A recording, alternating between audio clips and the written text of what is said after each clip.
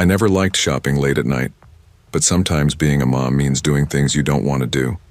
Especially when your baby runs out of formula at 11:30 at night and you realize the morning chaos won't wait for a grocery run. That night felt like any other. Quiet house, baby asleep, husband gaming in the living room. And I told myself it would only take 10 minutes. "Be right back," I called as I grabbed my keys. "Just grabbing formula." "Text me if anything's weird," my husband said, barely glancing away from his screen. I half smiled, not realizing how much I'd wish I had. The Walmart closest to us, Clearwater Supercenter, is only about a 5-minute drive. It's in one of those towns that feel like a mix between military families like ours and the kind of locals that never leave, not by choice but by cycle. Some folks are kind and familiar. Some just feel off. You know the kind. Eyes a little too wide. Movements a little too sudden, nights a little too long. Still, I pulled into the half-lit parking lot, past 2 trucks parked nose to nose with their drivers just sitting there, staring blankly ahead. It was quiet. Too quiet, maybe, except for the buzzing of the overhead lights that flickered like something out of a bad horror flick. Inside, the store was dead silent. Only the night shift staff and a few late-night stragglers wandered the aisles. A mom with 2 screaming toddlers in the cereal aisle. A teenager, clearly high, staring at frozen pizza. An elderly man muttering to himself near the pharmacy. I headed straight to the baby aisle. It's tucked near the back, past the cleaning supplies and opposite the pet food. It was familiar. It felt safe. And then I saw the dress. Soft pink. Ruffled sleeves. Tiny flower buttons. I smiled, picking it up and imagining my daughter wobbling around in it. It's dumb, but little things like that make the exhaustion feel worth it. That's when I felt it. Not a sound, not a word, just a presence. The unmistakable feeling of someone watching. My skin prickled, and the hair on my arms rose. I turned slightly and spotted him. A man, about my height, or maybe a little taller, just standing there halfway down the aisle, staring at me. At first I thought he might be a worker. No vest, no cart, just him, unmoving. He was pale, gaunt, maybe late 30s or 40s with stringy hair that hung past his chin. His clothes looked like they hadn't seen a washing machine in weeks, maybe months. A sour smell of sweat and alcohol hung faintly in the air between us. I did a weird, nervous chuckle. "These baby clothes are too cute, right?" No reply. Just that same dead stare. A smirk twisted his lips, like he knew something I didn't. I froze. That's the thing about danger. Your body knows before your brain does. Every instinct in me was screaming to leave, but my feet stayed planted for a second too long. I mumbled something about needing formula and power, walked away, turning left. A dumb move. I should have headed to the front of the store, but I wasn't thinking clearly. I ended up near the soda aisle and grabbed a 12-pack of Coke Zero, balancing it awkwardly with the can of formula. I hadn't taken a cart, I just needed to leave. When I turned back toward the front registers, I heard it. That soft shuff-shuff of footsteps behind me. Not fast, not slow, just following. I glanced back. It was him. He kept perfect pace with me, staying maybe 20 feet behind. His eyes never left mine when they met. Like a challenge. Like he wanted me to know he wasn't done yet. I gritted my teeth and headed for the 10 items or less line. He got in line behind me. He had no cart, no basket, no items. Until he lazily grabbed a Snickers bar from the rack and tossed it onto the belt behind my stuff. The cashier, a teenage girl with fading purple hair and the word Tay on her name tag, greeted me like nothing was wrong. I forced a smile, but my heart pounded so hard I could hear it in my ears. Then I smelled him. That sour stench of body odor and beer hit me like a slap. I took a tiny step closer to the woman in front of me, trying not to gag. He took a step closer too. I felt it, a soft brush on my left cheek, my butt. My body stiffened. I turned to him. "Hey," I said sharply, keeping my voice low but firm. He looked away, muttered something I couldn't catch. His hand was still suspiciously close to his crotch. Still that disgusting smirk. I turned back, trying to ignore the way my palms were now slick with sweat. Then, pinch. My right cheek this time. Hard. I gasped and spun around, loud this time. "Hey, stop touching my ass!" The line went silent. Tay froze, halfway through scanning the Coke Zero. The woman in front of me turned, eyes wide. "Is there a problem?" the cashier asked, clearly unsure. I nodded, voice shaking now. "Yeah, this guy. He just grabbed me twice. I don't know him. He's been following me since the baby aisle." The man looked bored, not scared, not ashamed. Tay hesitated, then said, "Sir, I need you to step back or I'll have to call security." He didn't move, just glared at me like I'd kicked his dog. I could feel the weight of that stare even as I turned to pay. I swiped my card with shaking hands and nearly dropped my wallet.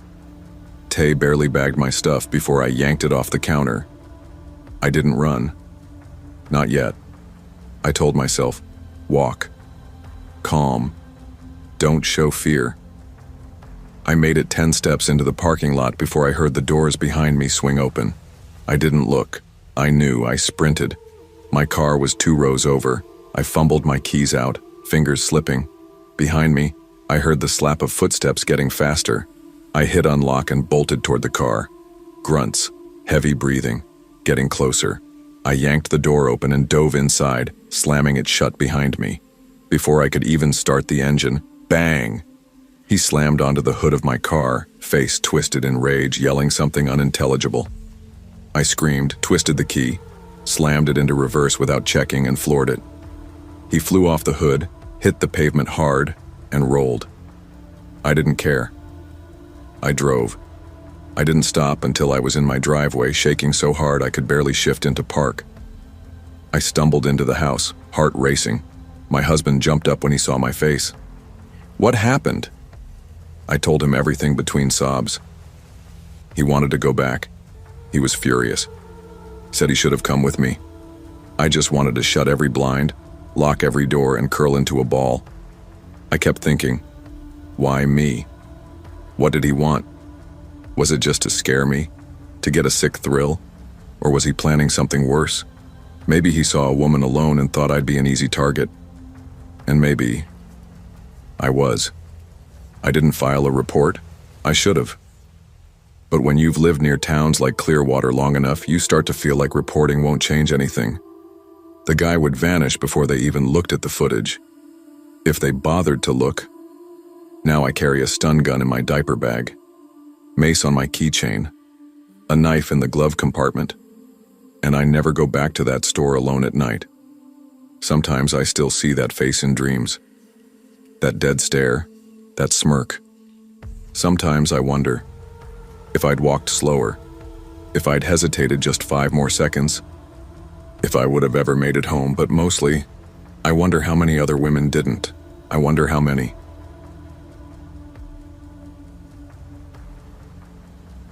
I never used to be nervous about going out alone. I live in a large, busy city where things are always happening, people are always around, and I always felt pretty safe, especially in the daytime. I'm 16, and I've been walking to and from places by myself for a while now. We live in a decent area where everything is close, 3 grocery stores within 5 minutes, including a Walmart that I visit often for school supplies, skincare, and honestly, just to walk around and get out of the house. It had always felt normal, safe, familiar. Until that one Sunday afternoon. That day, my parents were both working, and my little brother had a baseball game with his team.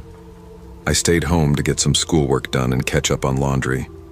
Around 2 p.m., I realized I needed a few things for school, a new lanyard for my ID and some body wash.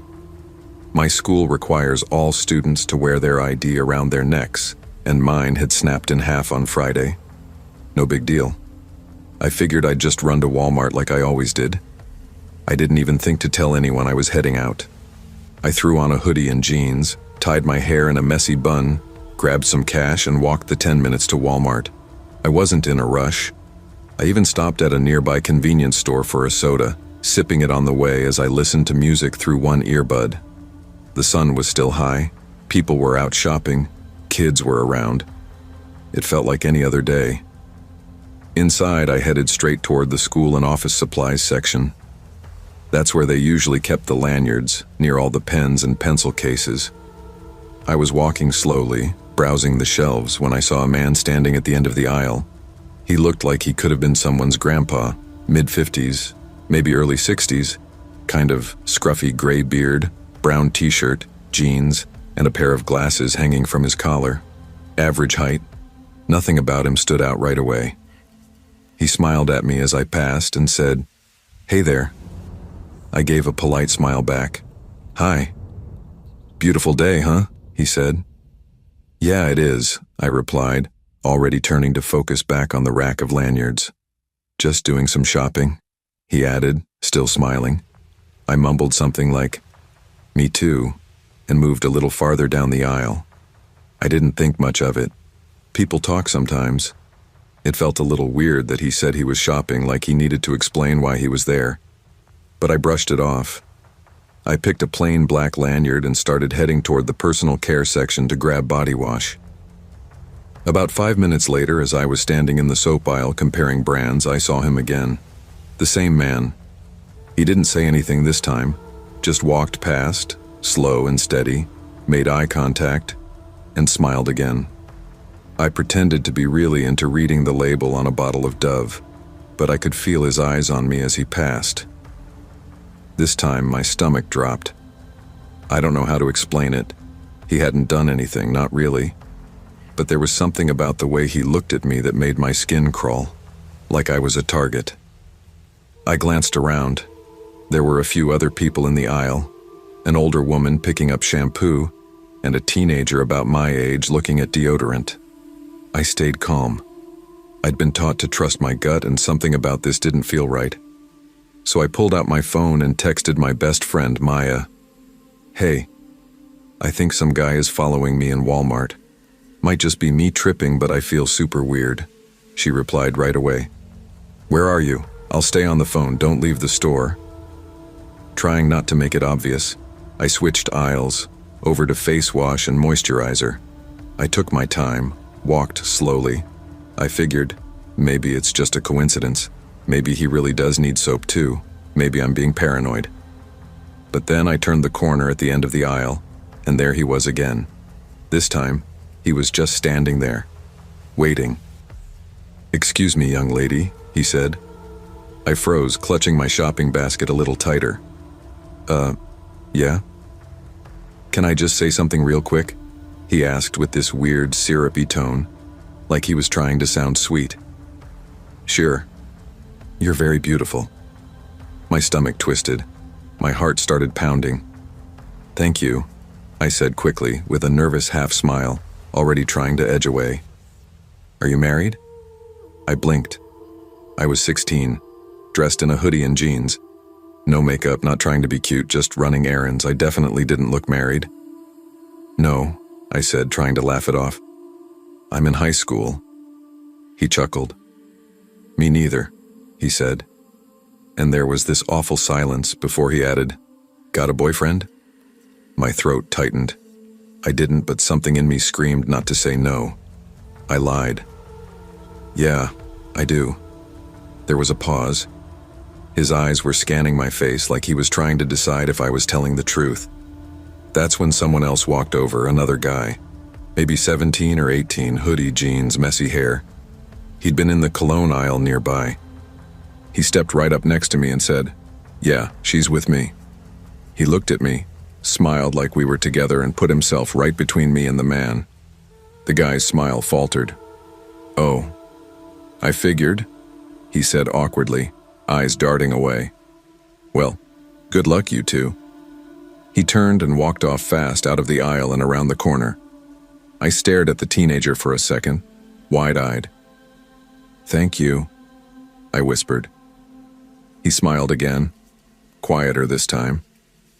"I saw the way he was talking to you. Just wanted to make sure you were okay." We walked together to the front.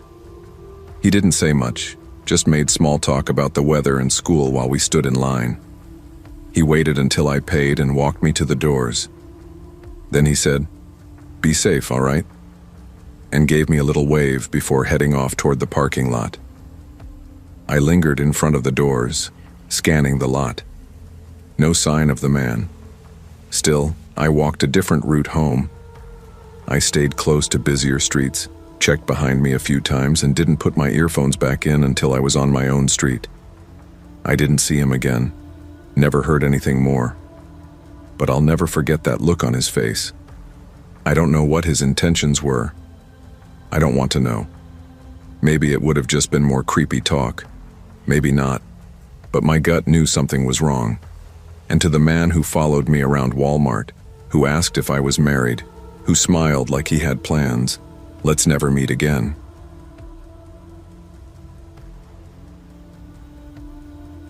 I never thought taking a night shift job would change the way I see empty spaces, especially not places that were once just aisles and products to me, shelves of cereal, racks of hoodies, the buzz of fluorescent lights. But now, when I pass by a quiet, well-lit store after dark, I don't feel calm. I feel watched. This started back in 2019, just after I moved from a small town outside Tulsa to a quieter corner in Westfield, Ohio. I was 24 then. Freshly laid off from a manufacturing job that downsized without warning. I was desperate for work. Rent was overdue, and I didn't have family nearby. So when a 24-hour Walmart offered me a position as an overnight merchandiser, I jumped at it. It wasn't glamorous, but it paid decently for the hours, and more importantly, it came with a promise of routine, simple work. Just unload stock, arrange merchandise, and stay out of the way. They gave me a blue vest, a box cutter, and a warm welcome to the team. I told myself I'd only be there for a few months, but 3 weeks in, the place already felt off. It wasn't the job itself. The work was fine. My shifts were quiet, 10 p.m. to 6 a.m., and I was often left alone in one section for hours. The tasks were repetitive: open boxes, place items, check inventory. A lot of the time I could zone out and let my body do the work while my mind drifted. But then the noises started, not loud ones, just little things, too faint for most people to notice. Except when it's silent at 3 a.m. and you're the only one in the clothing section, every tiny creak sounds like it's right next to you. First it was tapping, then dragging. A soft shuffling overhead. I chalked it up to rodents at first. Old buildings creak, I reminded myself. But this Walmart wasn't old. It was built in 2013. I brought it up once during break. There were 5 of us on night shifts. Me, a stalker named Deshaun, a cashier doing backroom paperwork named Lacey, and 2 floor managers, Marcus and Trina. "You hear that shut too?" Deshaun asked, eyes wide. He was halfway through a ham sandwich and leaned in closer like he was about to tell a ghost story. I thought it was just me, I admitted. Trina, the older of the 2 managers, shrugged. The attic creaks, especially after snow. Expansion and contraction. "It's August," I said, confused. She didn't answer that. The attic. I'd never been up there, but the access was near the break room. Just a metal ladder and a hatch that blended into the ceiling. I'd only seen someone open it once, the maintenance guy, Kenny. I remember because he was drenched in sweat afterward and wouldn't say a word about why he was up there. "Don't go up there," he muttered once when I asked. "Ain't worth it." The real turning point came about 6 weeks in. It was a slow Thursday night. I was assigned to frozen foods, which usually took 2 hours. Around 2:15 a.m., I was in aisle 18, stacking bags of peas and mixed vegetables into the standing freezers. The entire aisle was dim. Some of the lights had been flickering since I started, and I'd gotten used to working in half shadow. I closed the freezer door, turned around, and froze. Someone was crouched at the far end of the aisle near the frozen pizzas. I didn't hear them approach. No shopping cart, no footfalls, just there. Sir?" I said, my voice shaky. The figure didn't move.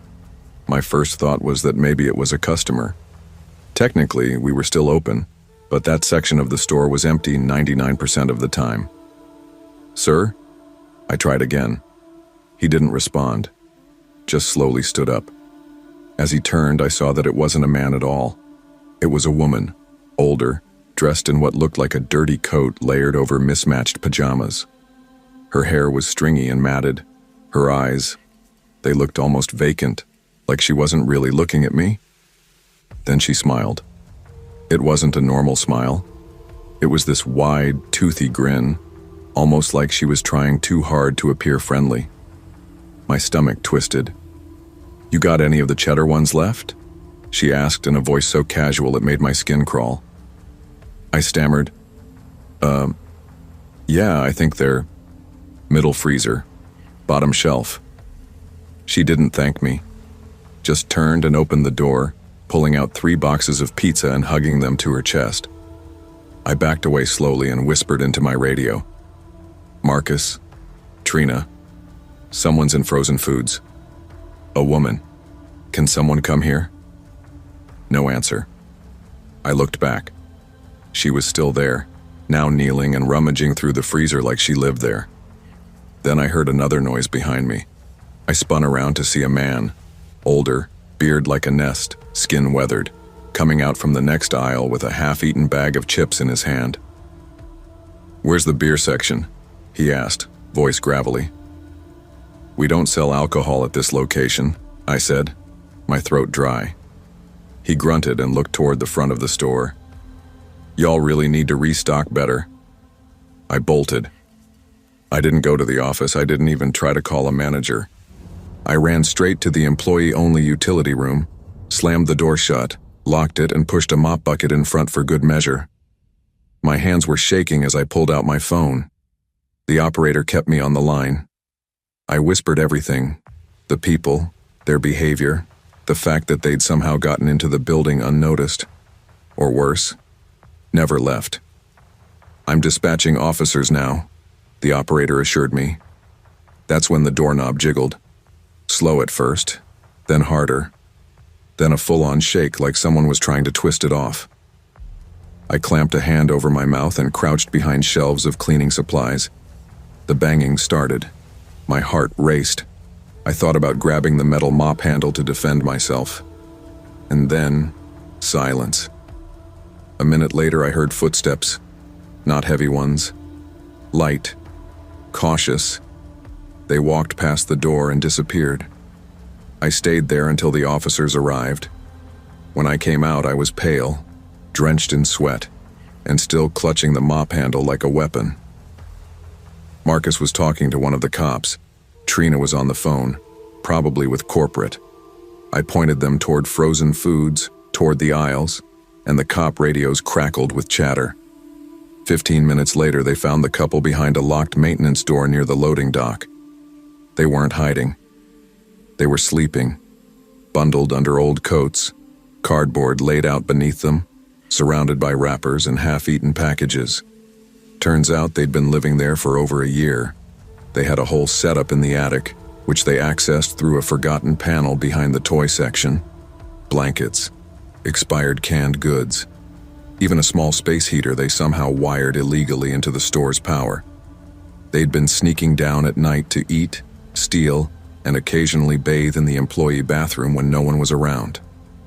I quit the next morning, didn't pick up my last check, didn't return the vest. I just walked out of that building and never looked back. Sometimes I wonder what would have happened if I hadn't seen them that night. Or if I'd confronted them more directly. Would they have attacked me? Or were they just surviving? I don't know. All I know is that when you work the night shift long enough, you start to notice things. And sometimes, it's better not to investigate the noise in the attic, especially when you might not like what you find.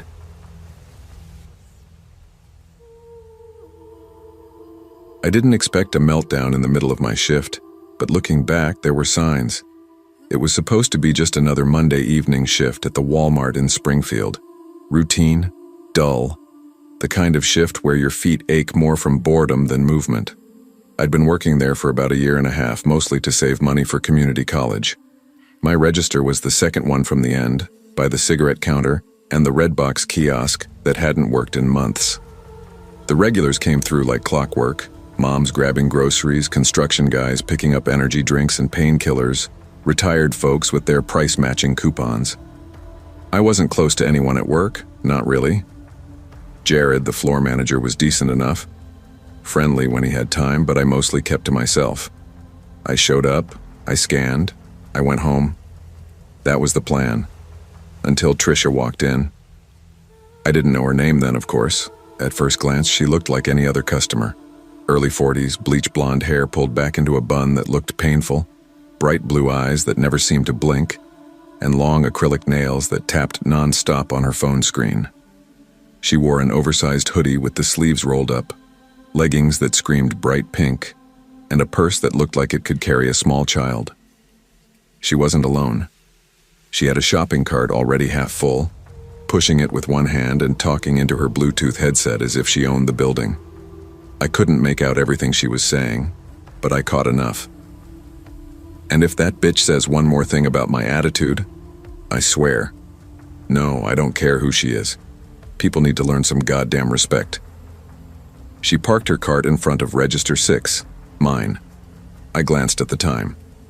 7:48 p.m. Just over 3 hours to go.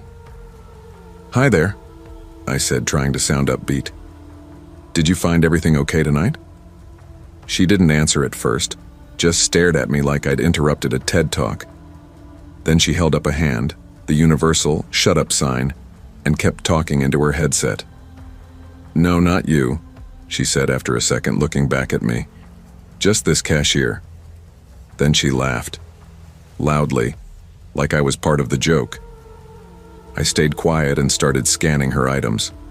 Shampoo, 2 packs of Oreos, scented trash bags, some protein bars, and an absurd amount of microwavable meals. She slapped a folded coupon down on the belt like it was a legal document. "That's supposed to be half off those bags," she said, pointing a freshly painted nail at the coupon. "Don't screw it up."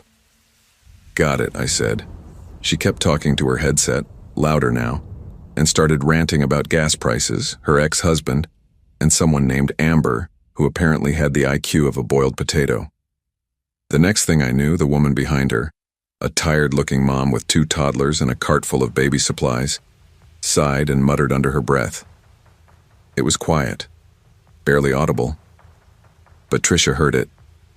She snapped her head around, Bluetooth dangling from her ear now, and practically shouted, "You got something to say, sweetheart?"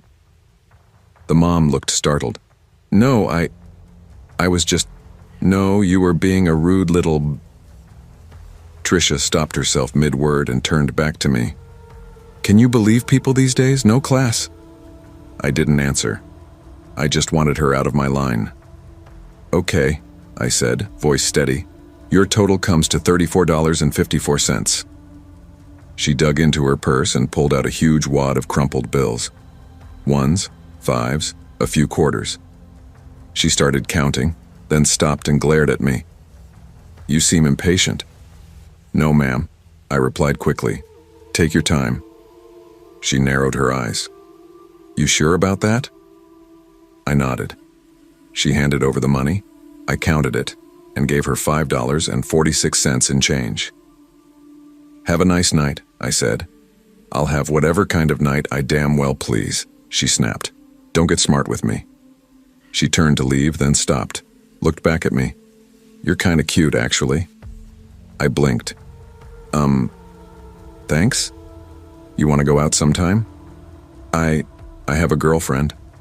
She smiled, but it didn't reach her eyes. "Figures." Then she walked off. 10 minutes later, I heard shouting from the back of the store. I leaned around my register and saw her, Trisha, arguing with Jared in front of the customer service desk. Something about being ignored and disrespected. Then she grabbed Jared's arm. "Ma'am, I'm gonna have to ask you to let go," he said calmly. "You people think you can walk all over me? I work just as hard as you. Harder, you hear me?" Security was called. Customers started recording. She backed up toward the self-checkout area, breathing hard, eyes darting around like she was searching for a threat that didn't exist. "Y'all are gonna learn today," she screamed. "I demand respect, I deserve it." Jared held up his hands. "Okay, ma'am, let's just take a breath. The police are on the way." That's when she reached into her purse. Someone screamed. I ducked behind my register, heart pounding. I didn't see what she pulled out. Maybe it was just a wallet, maybe pepper spray. But in that moment, it didn't matter. Panic had taken over. 2 minutes later, Officer Daniels and his partner rushed in, guns holstered but hands ready. They approached slowly, speaking calm, clear commands. "Ma'am, put the bag down. Step away from the counter." "Not until someone respects me," she yelled. "Get on your knees and say it." The whole place had frozen. Kids were crying. A bottle of bleach rolled off a nearby shelf and cracked open. That smell burned into my nose. "This is your last warning," the officer said. She took a step forward.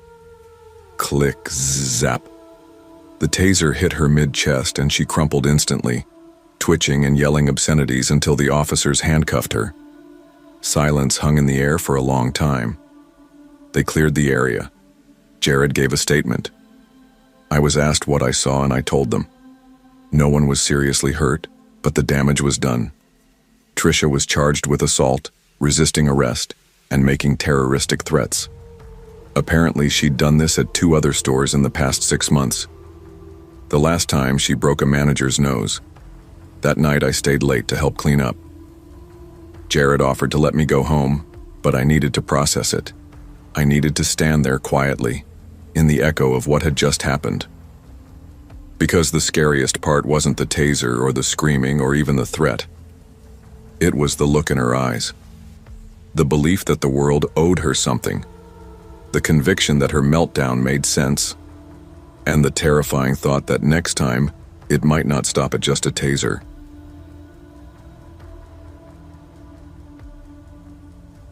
I had never imagined that a simple trip to Walmart would turn into a nightmare I couldn't forget. It all started on a typical Saturday evening in my new town, Riverbend, a small city in Tennessee where things were supposed to feel safe and familiar, or at least predictable. After moving from Miami to start over, I was still adjusting to life in a much quieter place. It was supposed to be a fresh start. New friends, new job, and a new sense of independence after years of an abusive relationship that had drained my confidence and trust in others. The year I turned 24 felt like a milestone, though, in a strange way, it also reminded me how much I had lost. The things I used to take for granted, like self-worth or even just feeling safe, had faded during the years I had spent in that toxic relationship. Now I was trying to pick up the pieces, but some scars run deeper than skin, and self-defense classes or the idea of confronting the world in my new, stronger body didn't appeal to me.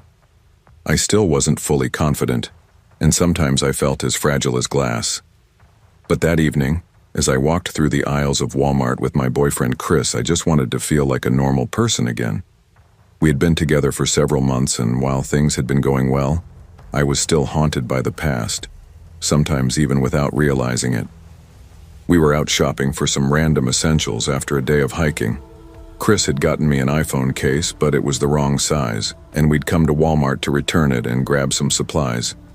It was around 9:30 p.m. when we stepped into the store. The place was almost empty except for a few other shoppers wandering around, and the usual late-night atmosphere made me feel oddly relaxed. The evening was cool, and I was still a little tipsy from the drinks in the joint we had shared earlier in the day. Nothing that would stop me from functioning, but enough to make me a little distracted. Chris and I split up in the electronics aisle. I bent down to sift through the various phone cases stacked on the shelves. Walmart's organization, as usual, was chaotic, and I had to squat low to get a good look at the options. In that moment, I didn't think much of it. It wasn't until I noticed a man standing nearby, watching me. I wasn't overly concerned. After all, people looked at things in stores. But there was something about his gaze, blank, almost cold, that set off a strange alarm in my mind. I shrugged it off. "Excuse me, can I grab one of those?" I asked politely, pointing to a case I was interested in. The man nodded, but his eyes didn't change.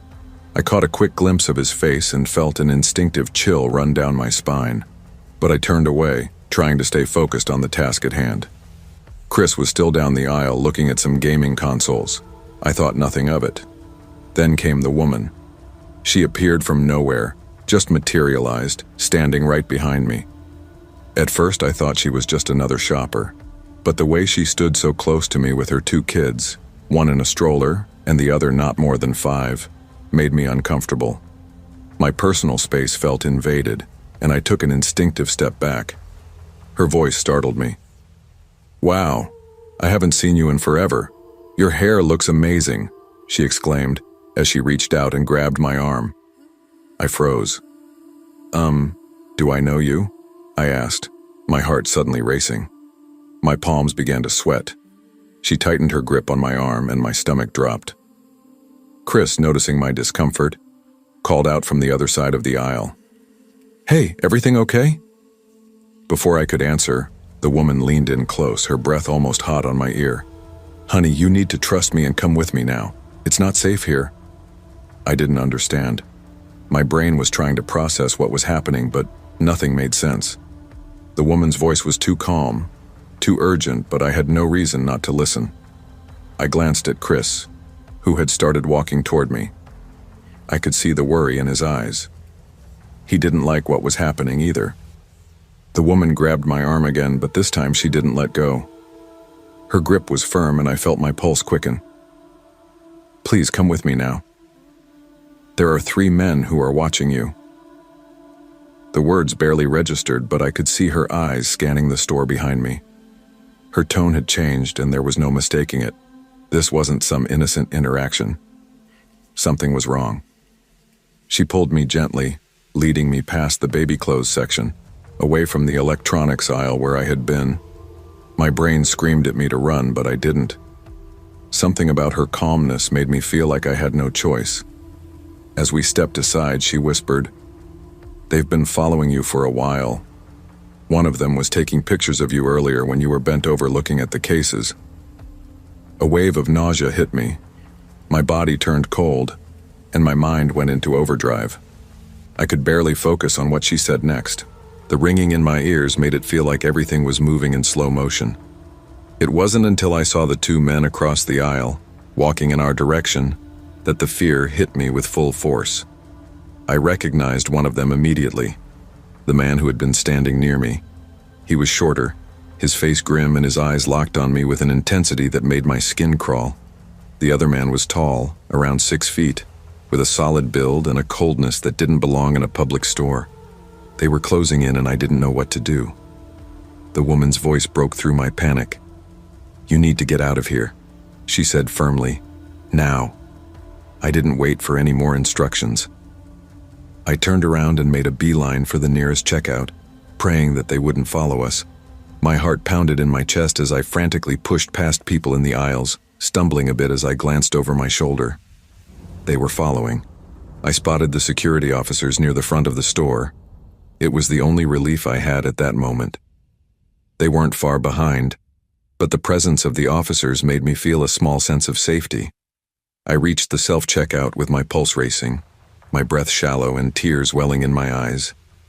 But when I looked back, they were there, both of them, just standing there, watching. I didn't give it a second thought. "Let's go now," I whispered to Chris, who was at my side in an instant. He didn't ask any questions. He just grabbed my hand and we ran. We didn't stop until we were safely in the car, parked a few blocks away. I felt like I could finally breathe, but I couldn't shake the feeling that they had been too close to making something happen. It took us nearly an hour to calm down, sitting in silence at a nearby drive-thru. I couldn't stop replaying everything that had happened, wondering what would have happened if we hadn't gotten away. That was the hardest part, not knowing. I never got to thank the woman who had saved us, who had noticed what we hadn't. She had seen what I couldn't, and she acted quickly, pulling me out of harm's way before it was too late. Sometimes I still think about it, about how close we came, how easily things could have gone wrong. Since then, I carry a sense of vigilance with me wherever I go. You can never be too careful, and you can never trust your surroundings too much. The world might look calm on the surface, but sometimes, beneath that calm, is something far darker. I don't know who those men were or why they had their eyes on me. But I'm certain that if it weren't for that stranger in Walmart, I wouldn't be telling this story today.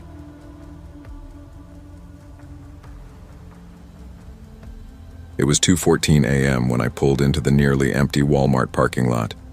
The buzzing overhead lights cast flickering shadows across abandoned shopping carts and oil-slick stains that shimmered like ghosts in the asphalt.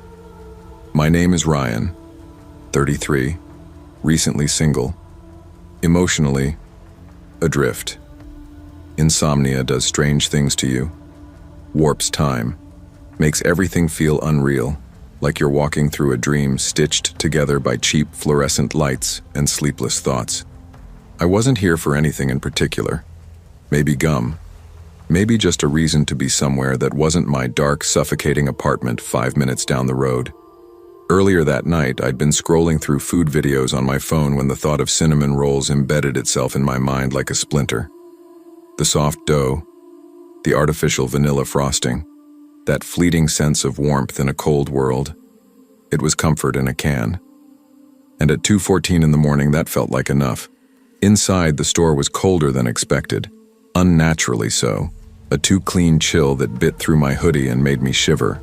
A forgotten pop remix played somewhere overhead, looping faintly, like the background music of a video game level you're not supposed to be in yet. There were only 2 other people. A heavyset man examining USB drives like they were alien technology, and the cashier. I saw him from across the store. He stood motionless at the only open register, fingers tapping the counter, smile too wide to be friendly. It wasn't a customer service smile. It was something else. Forced, frozen, like he'd forgotten how real faces worked. I looked away, told myself he was just tired, like the rest of us night dwellers. I found the gum in aisle 4, Orbit Spearmint, my usual. I slipped it into my hoodie pocket, then paused. Buying just gum felt too intentional, like I was pretending to have a reason to exist at this hour. And that's when I remembered the cinnamon rolls.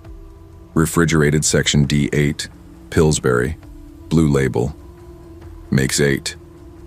I picked up the canister like it meant something, like it might fill some quiet, aching gap inside me. But then I saw the label, serves 5 to 6, too much, for one guy, alone. I turned it over in my hands, put it back, picked it up again, couldn't decide. That's when I heard the voice. "Are you sure that's all you want to get?" I turned. It was the cashier, standing just a few feet behind me, still smiling. I jumped. What?" "You seemed deep in thought," he said, voice calm and dry. "Didn't mean to startle you." I laughed nervously. "Yeah, just watching my sugar lately." He nodded. "Understandable. But sometimes it's worth treating yourself." It wasn't what he said, it was how he said it. Too measured, too smooth, too rehearsed. I turned away. "I'll think about it," he replied, voice softer now. "You've already thought about it. Maybe just take what you want." I didn't answer. I walked away, a little faster than before. I ducked into the bread aisle to catch my breath. He was probably just being polite, doing his job. But why had he followed me? He could have said all that from the register. Suspicion gnawed at me.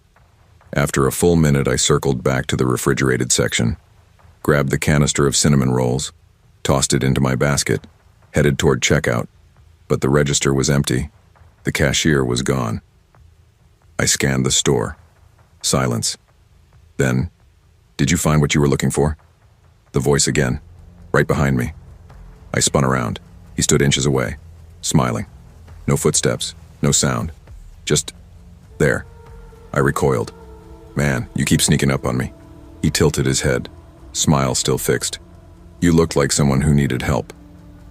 "I'm good," I said. "Just need to check out." He glanced down at my basket. "Those the big ones? Extra icing?" I nodded, uneasy. He whispered, "Good choice." Then, like nothing had happened, he stepped back behind the counter. I tapped my card. No chip error, no swipe glitch. Just a long pause. Too long. He said, almost mockingly, "System must be lagging." The register screen flickered. The lights above buzzed. Something deep inside me screamed, "Leave." "I'll just come back tomorrow," I said, setting the basket down. His eyes didn't blink. "Sir, you've already made your choice." I backed away. Then I ran. The exit doors wouldn't open. I waved my hands frantically. Nothing. Behind me, slow footsteps on tile. "Sir, please don't touch the glass. We wouldn't want you to get hurt now, would we?" I turned. "Back off, man. I don't know what your deal is. You know exactly what I want," he said. I bolted. Down the aisles, past the cold meats, past the pharmacy. My ankle twisted, but I didn't stop. I hid behind towers of bulk toilet paper.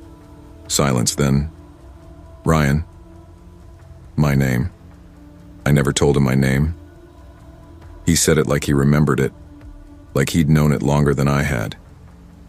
"You came here because you needed something," he said softly. "But it wasn't cinnamon rolls, was it?" I crawled toward the garden center exit, pushed the doors. Locked. I banged on the glass. Outside, another man, same uniform, same smile, watching, expressionless, like a reflection waiting to become real. Behind me, the first voice again. "This isn't about the store. This is about you." I turned. "Why me? What do you want?" His grin widened. "We get a few like you, drifting, hollow, hoping sugar will fill the spaces sadness carved out. But you hesitated, and hesitation invites us in." He reached into his vest pocket, pulled out the crushed canister, the same one I had picked up. It was leaking. He dropped it. It burst open at my feet. Thick, reeking goo splattered my shoes. Something inside pulsed. I ran, limped, gasping, back to the front. The register flickered. The screen read, "Approved." A soft voice crackled over the intercom. "Ryan, we hope you found what you were looking for. Come again soon." The doors hissed open. I didn't stop. I sprinted into the night. I didn't stop until I was locked inside my car, breathing hard, hands shaking. Walmart stood behind me like nothing had happened. Like nothing ever does, but I know better. I haven't been back. Haven't slept much either. The cinnamon roll canister still sits in my fridge, leaking, waiting. I didn't sleep that night. Not really. Just closed my eyes and stared at the darkness behind my eyelids, heart still echoing the panic from that place. By morning, I convinced myself it was stress. A waking nightmare. Maybe even a breakdown. People crack in stranger ways, right? I called my friend Mark, told him I wasn't feeling great. He offered to come over. I said no. At noon, I opened the fridge. The canister was still there, but now it was swelling, bulging like something inside was trying to get out. A thick syrup had pooled around it, seeping from cracks I didn't remember seeing last night. The Pillsbury label was torn, smeared, almost like claw marks had shredded it. I grabbed a trash bag, wrapped it 3 times, and dumped it in the outside bin. By sunset, it was back, same spot, same ooze, like it had never left. That night, I heard tapping from the kitchen, slow, steady, like fingers drumming against the fridge door. I stayed in bed. The next day, I tried burning it, took it out to an empty lot. Gasoline, lighter fluid, the whole 9 yards. It didn't burn. It screamed. Only for a second. A high-pitched whine like air escaping a pressurized tank, but alive. It echoed in my skull long after the canister stopped moving. And then I saw the smile, just for a blink, reflected in my car window. His smile. The cashier's. I left town that night. Packed a bag. Didn't tell anyone. Motel to motel. No credit cards, just cash. I don't stay anywhere more than 2 days. But every place I go, there's a Walmart, always open, always lit. And sometimes, when I drive by late at night, I swear I see him at the window, still smiling, still waiting. And I know, one day I'll have to go back. Because the cinnamon rolls, they're still in me. And they're hungry now. That's what my mom used to call it when people were up to no good. Idle hands are the devil's playground, she'd say, especially when she caught my brother sneaking out, or I was texting boys under the dinner table. I didn't think about that saying much. Not until late spring of 2017, when a casual afternoon almost turned into something I don't even want to imagine. At the time, I was 20. I lived in a mid-sized city in Washington. Let's call it North Willow, a place that looked prettier than it was. Mountains in the distance, pines along the horizon, but in reality, strip malls, rising crime, and meth heads lingering in gas station parking lots. I'd recently made a new friend named Lena. She was 22 and had this sharp, dry sense of humor that matched mine. We both had long black hair, a few piercings between us, and a tendency to dress in thrifted black clothes that made strangers assume we were sisters, sometimes even twins. We'd only known each other a couple months, but we hung out a few times a week. It was one of those fast-forming friendships where you just clicked. That day, it was a little overcast but warm, probably mid-60s.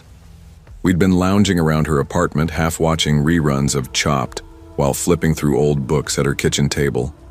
Then she asked, "Hey, would you mind driving me to Brinestone Walmart? It's the one off Argus Highway." I wrinkled my nose. That one? Isn't that where that dude tried to sell fake iPhones out of a stroller? She laughed. Yeah, probably. But my girl's working there today. She's on break in 15 and I told her I'd swing by for a smoke. Lena's girlfriend, Sam, worked at that Walmart, which was in the rougher part of North Willow. I'd never been to that one before. There was always something off about that side of town.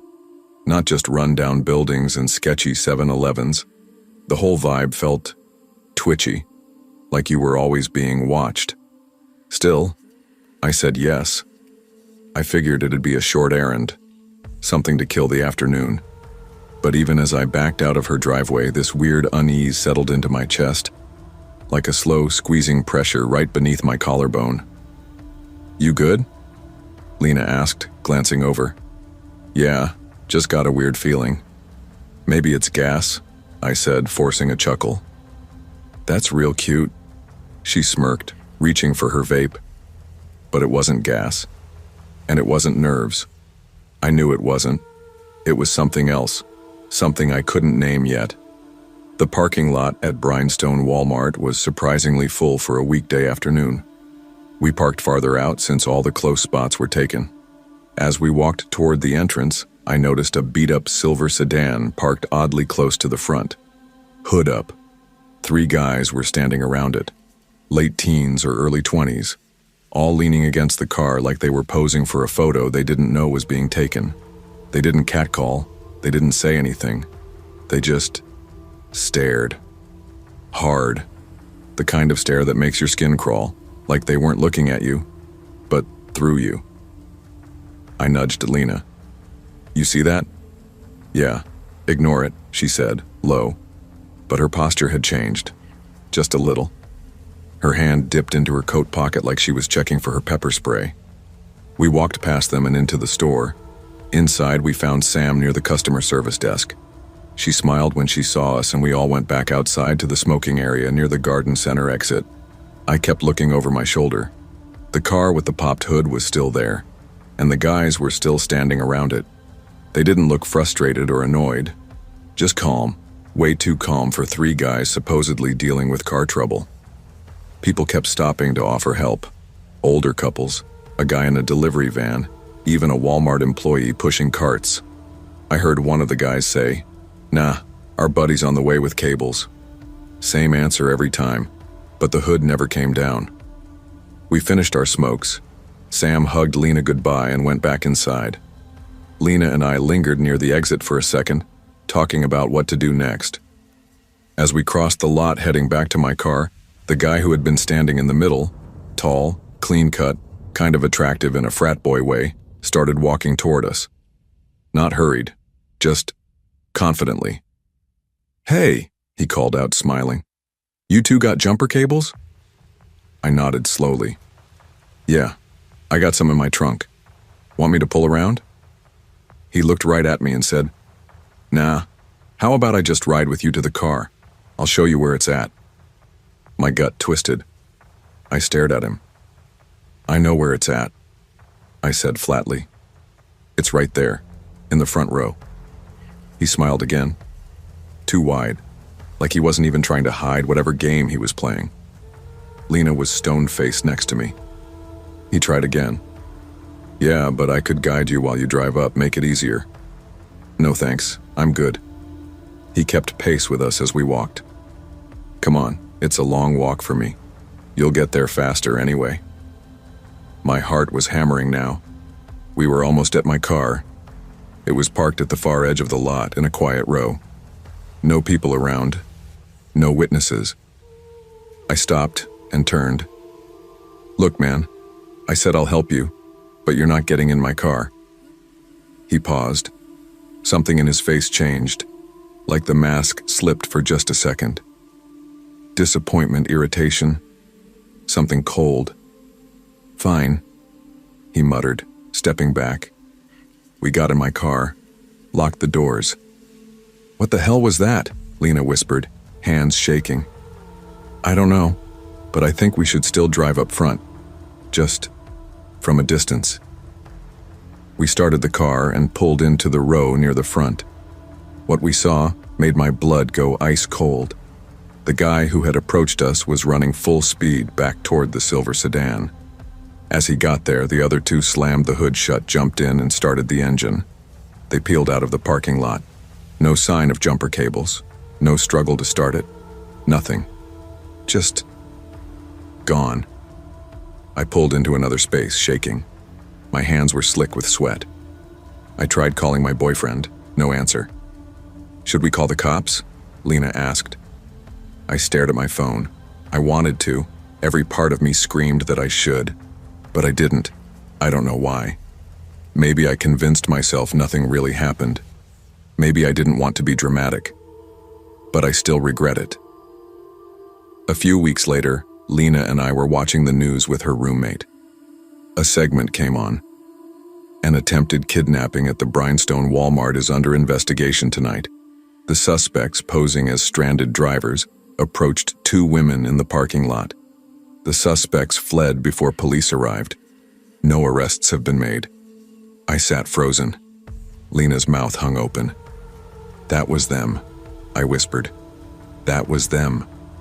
I don't go to that side of town anymore. If I have to hit a Walmart, I drag my fiancé with me. And I never ever offer help to anyone in a parking lot again. Because sometimes evil doesn't look like a creepy old man in a trench coat. Sometimes it looks like a clean-cut guy with a charming smile. Sometimes it's standing 15 feet from the entrance waiting for you to roll down your window. Idle hands. Now I get what my mom meant. I didn't even want to go out that night.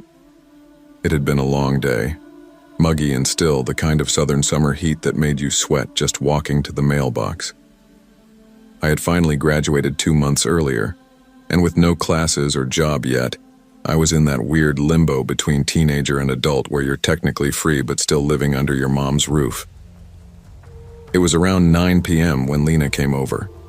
She was one of my closest friends, a little older than me, already 19 with her own beat-up Corolla and a habit of showing up unannounced. We should hit Brent's for snacks or something, she said, flopping onto my bed. I need trash bags anyway. I gave her a look. You drove all the way over here because you needed trash bags? No, she smirked. I came over because I'm bored and you're not annoying, usually. Trash bags are just the excuse. I laughed. But when I asked my mom if we could make a quick Walmart run, I still half expected a no. To my surprise, she said yes, though her eyes narrowed. Just there and back. You're both technically adults now, but that doesn't mean you're invincible. Be safe. We promised. We meant it. Walmart at night is weird. Not dangerous seeming, just off.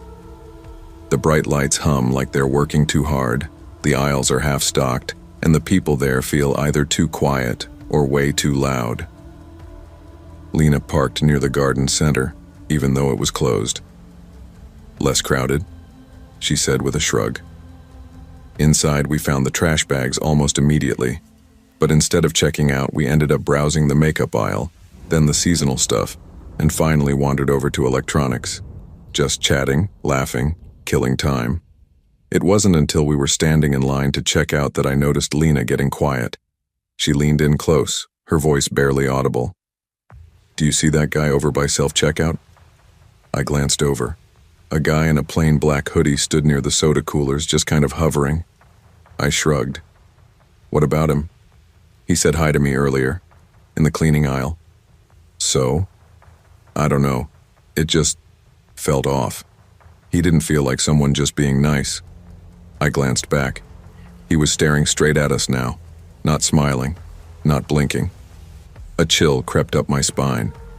We paid and walked out quickly, trash bags in one hand, receipt in the other. The parking lot looked mostly empty now, except for a few scattered cars and the usual employee vehicles by the loading docks. Then we saw him. Hoodie guy, standing by a beat-up silver sedan 2 rows over. He wasn't alone now. There were 2 other guys, one tall, bald, wearing a basketball jersey, the other leaning against the trunk, smoking. Lena unlocked her car with a soft beep. "Don't get in yet," she said quietly. We stood by the car doors, pretending to check something on her phone. The 3 guys kept glancing over, laughing, whispering. "Let's just wait till they leave," I muttered. But instead of leaving, they got into the car, pulled out, and then circled the lot. Slowly. When they passed by us, they rolled the windows down just enough to leer. One of them licked his lips. The one in the hoodie mouthed something. I didn't want to know what. Lena didn't wait anymore. She yanked open the driver's door, threw the trash bags in the back, and we were gone in seconds, tires screeching a little as we reversed out and sped toward the exit. But the silver sedan followed. "They're behind us," I said, voice tight. "I know." We were heading down Brenner Road, which cuts through town, a 2-lane street with just a few old businesses and one blinking traffic light. I glanced back, still there. "They're speeding up," I said. "I'm not going home with them behind us." Lena's voice cracked, but her grip on the wheel stayed firm. No way I let them see where I live. We hit 60 in a 35. They matched us. "Try to lose them," I said, heart hammering. "Just drive." She took a sharp right onto Sutter Lane, a residential street. Then another turn, then another. Still with us. At one point they sped ahead, I don't know how, and passed us on the left, one guy hanging halfway out the window, waving and smiling like we were playing a game. Then they cut in front of us, turned into an empty church lot, spun around, and got right behind us again. I was trying not to cry. I really was. "We need somewhere public," I said, checking my phone. "Somewhere with people." "Store," Lena said, suddenly swerving left onto Klein Drive. "There's that weird little place, Uncle Roy's. No gas, but it's open late." It was a little hole-in-the-wall store where people bought cigarettes, lotto tickets, and half-expired energy drinks. But it had lights and people. She didn't even park properly, just sped into the lot, turned toward the back, and threw it in park behind the building. There was a guy outside stacking empty crates by the back door. "We're being followed," Lena shouted. "Please, please help." He dropped the crates and turned toward us, immediately serious. "Come inside now." The inside of Uncle Roy's smelled like floor cleaner and stale donuts. We ducked in through the back and split. I dove behind one of the freezers near the alcohol wall. Lena went left, ducking behind the deli counter. There was a young woman working the deli, Hispanic, maybe 22, who didn't even blink when Lena crouched beside her. She saw Lena's panicked eyes and just nodded once, calm. Outside, the chime of the front door rang. Boots on linoleum. I held my breath. One of the guys, the one in the jersey, wandering the aisles. "Just looking for beer," I heard him say to someone. Footsteps, slow, getting closer. He paused at the alcohol section. I could hear the soft buzz of the freezer behind me, feel the cold creeping into my jeans. Then, "Hey, you seen two girls come in?" It was the guy from outside, the worker, calm, slow voice. "Yeah, they're my nieces. They're helping in back." A pause. "You sure?" "Real sure." Another pause, then footsteps retreating, the door chime again. We didn't move until the back worker came through again and waved us out. "They're gone," he said. Told them I was family. They backed off real quick. My legs were shaking. I could barely stand. The deli worker came out and gave us bottled waters. "They're in here all the time," she said, voice low. "Always talking nasty. Think I don't understand them, but I do." We stayed for another 15 minutes, just pacing and sipping water and trying not to completely fall apart. Lena was trying to call her boyfriend, hands trembling. I just stood there watching the dark outside, terrified they'd be waiting around the corner. Eventually, we drove back to my house together. Quiet. Shaken. We didn't tell my mom what really happened. Said we got sidetracked talking and ran into traffic. But for days afterward, I kept looking over my shoulder. Kept wondering what would have happened if we hadn't gone to that store. If those workers hadn't been there. I didn't go back to that Walmart again. Not after that. Because sometimes horror doesn't look like monsters or haunted houses. Sometimes it wears a hoodie, drives a dented sedan, and follows you home. And all you wanted was trash bags.